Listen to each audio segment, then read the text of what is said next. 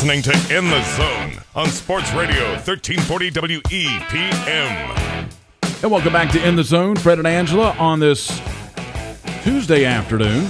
And we are joined now by the head basketball coach of the Hedgesville Eagles, Ben Merica, getting ready for the regional championship game tonight on the road, taking on the Bridgeport Indians. Ben, thanks a lot for joining us. I know you're on the road right now in Morgantown, getting ready for this matchup tonight. And let's go back and talk a little bit about Friday, because the loss to Martinsburg in the sectional championship game. It was a game, though, Coach, that you all started off very well and very confident early in the game. Yeah, we did, Fred. But, that's something that's been a situation that's happened with us several times throughout this season.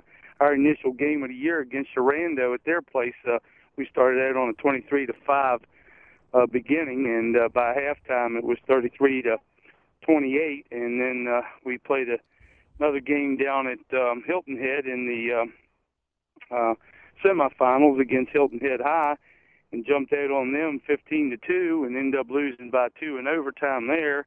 Then we went to play in the Beckley tournament and had a substantial lead early against GW, and then the next thing you know, we turn around and we're down. We end up losing that one by quite a amount, and then obviously the situation that occurred against Martinsburg, it just kind of we just imploded there at one point. Things just were going really well. We were getting good shots, and we were knocking them down, and then in the second quarter, we couldn't take care of the basketball. I had 10 turnovers and allowed them to get 6 offensive rebounds. 4 of them were stickbacks, so those things don't help you much. Yeah. When you look at that game, Coach, one positive I think you got to take from it is the way Bianca Kramer played, shooting the ball. She had a pretty good sectional tournament. Looks like she's playing with more confidence while she's shooting the ball. Well, Bianca actually came out ready to play, and generally I don't question our girls about their intensity and their want to and their heart coming to the court, but it just didn't seem like a lot of the other girls had bought into the fact that what this game meant and situation to be able to get your attain your goal to get to the state tournament. And she came out playing hard on both ends of the court for a change, and she always plays hard at one end or the other, but she was playing hard on both ends. And but we were having some time. Either some girls had some confidence shaken or something, but it just wasn't the basketball team that we hoped would show up for that contest. Well, yeah, especially there in that second half, there was a lot of frustration out on the floor, a lot of unforced turnovers. What did you talk to the girls about after the game in regards to that? Well, I'll be honest about it, Angela. I really wasn't in the frame of mind to speak. I know sometimes how I am about things, and I knew that was one of those times that I just need to back off, bite my tongue, and refocus and get some better thoughts. I just was really disturbed by the fact that we'd drawn up plays at halftime for them to come out and run, and we told them what we were going to get into defensively as soon as we scored the first time. Well, we didn't run anything similar to what we set up to get our initial bucket out of, which would have gave us a different little look, because it would have gave us some separation and opportunity to score early, and we didn't come close to executing that play. And then after we finally did get on the scoreboard, we didn't get into the defense we asked them to get into. So it's like, well, I don't think we were very focused at halftime on what we needed to do, and I know certainly there were spots in the third quarter and the fourth quarter where we didn't resemble any type of basketball club. We're talking to Ben Merica, girls head basketball coach of the Hedgesville Eagles. They get ready to take on Bridgeport tonight in the regional championship for a right to move on to Charleston in the state tournament. Ben, in that game, and actually for the sectional tournament, the 2 games that we called, Tiana Monet really struggled offensively, did not score just 1 point, I think, in the 2 games. You've got to have her not only doing the job on the offensive rebound and defensive rebound, but she's got to put some points on the board for you as well. Yeah, Tiana is a player that we look to do the hard work for us. She's done hard work for us in years gone by. And you need to have that kind of player who's going to do that stuff, who's going to get in there and know that physically they're going to get knocked around. And, we're just not the biggest animal in the jungle, that's for sure. Our team's certainly one of the smallest teams that play in our section and also play in this region. We just don't have the height, but hopefully our girls could use some of their quickness and use some of their mentality what they've been coached to do to give them opportunities to be successful. Tiana has physical tools that she can jump. I attribute that to her playing volleyball, and she can, muscle, and I attribute that to just her heart and her will. And we just, we need to have her in order for this team to be successful, taking care of that kind of work for us. One thing I like, and coming off the bench for you, and you don't have a very deep bench, but at times when Tiana or Kelsey gets in foul trouble, you bring in Alexis Taylor. Alexis doesn't, I don't think you rely on her to score, but she does some things that will help you out and maybe spark your ball club a little bit. I mean, she was diving on the floor after loose balls when she came in the game on Friday night. She's somebody that maybe could spark even though she's just a freshman. Yeah, Alexis is a young lady that we look to help us, many spots throughout the game, but we definitely look for her to be a plus for us.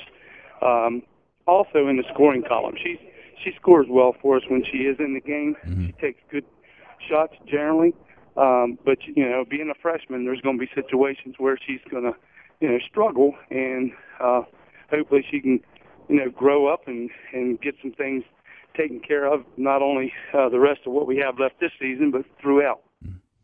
Well, Coach, let's talk about this game tonight. What are some of the things that you guys have been working on this week to prepare for this game? Well, one of the things that we've been working on is that we've been trying to get our press set, and we've been trying to make people understand that they seriously have to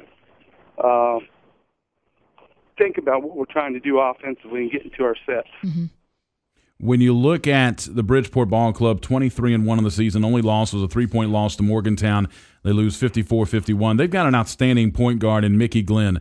I saw her play last year as a sophomore at the state tournament. I thought she led them well last year.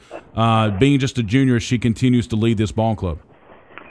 Yeah, she was a big thorn in our side last year on our opportunity to get to the state tournament last year. She was a big thorn in our side, and so hopefully, we'll be able to do some things that can keep her at bay and not give her the opportunities that we saw in the game on the game film against RC Bird. She definitely will take the basketball to the hole.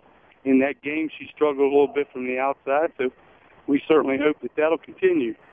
Hey, Ben, when you look at their ball club, they're a team that you look at their record and say, wow, 23-1, outstanding record. But when you take a closer look at it, they really haven't played – they've played a couple of tough teams. I don't want to say they haven't played a really weak schedule, but compared to a schedule that you've played, it's not as close. Do you think maybe that 23-1 record a little bit exaggerated a little bit? Well, I don't think it's exaggerated. I know Dave Marshall and his staff do an excellent job. I know that they were a factor in the state tournament last year, mm-hmm. and I do know that sometimes you don't really know who you're going to have and who you're going to get to play against, because the way people move around from school to school anymore, you don't really know exactly who's going to be playing and what for what teams, and their schedule certainly is set because of the league that they're in. Mm-hmm. And I do know that our girls did travel a lot and try to get into some tournaments to give us opportunities to be ready for when you get into this type of play. So hopefully those things will definitely be an asset to the cause. And the best game we played all year by far, no questions asked, was our game against Greenbrier East, which really may be the best game that our girls have played in many, many years. Mm-hmm. So maybe there's something about us going up against the number one rated team in the state that brings out the best in us. And certainly if that be the case, then we certainly hope that if they bring out the best in us tonight. A couple little things real quick. How much confidence does your team take knowing that you took Greenbrier East as far as they could go, and maybe when you look back at that game, could have won that game or maybe should have won that game? Playing a tough team like that, they've seen the best, and now you're going up against another team that's ranked number one. Playing with a little bit of confidence coming into this? Well, I don't think we're going to say that because they're number one that we don't have an opportunity, but I do know that we're going to talk to them a little bit later on today about being able to finish things that we get started with and trying to do the right thing at the right time and to take and learn from those types of situations. And that's why you get into tournaments, and that's why you play against the best competition you can possibly find. I've often said, even back when I was coaching baseball, if we could play every game against the Detroit Tigers and the New York Yankees, the Tigers, of course, my favorite team, I would gladly go and play all those games to get better at the end of the year when it really counts in sectional play. So with that being said, we tried to find as good a competition as we possibly could, and we tried to play as many as we can, and hopefully we can continue to do that. If I'm the coach, I'm never going to try to dodge competition because I firmly believe that playing the best helps you to become better. Mm-hmm. No doubt about it. All right, Coach. Well, we appreciate your time. I hope the girls come out with a lot of energy tonight and give you 4 full quarters, and because we'd like to see you guys down in Charleston next week. Well, we'd certainly like to be able to get there, Angela. You and Fred, thank you so much for what you've helped bring to the Panhandle, and especially with your In the Zone show and helping to get athletics more centered or more brought about and more exposure, I should say. Those are the words I'm searching for, more exposure, because it is a good thing. Athletics is certainly something that helped me get to the point where I am in my career. I surely would have probably traveled a different avenue and know that I certainly wouldn't be as rewarded as I am now. So hopefully it'll be something that your all show can continue to grow, because I think it's doing a lot of good things, and we certainly appreciate all the coverage you give us and the other teams around the area. Ben, we appreciate it. All right, buddy, go out and get it tonight and get that win, and let's get to Charleston, all right?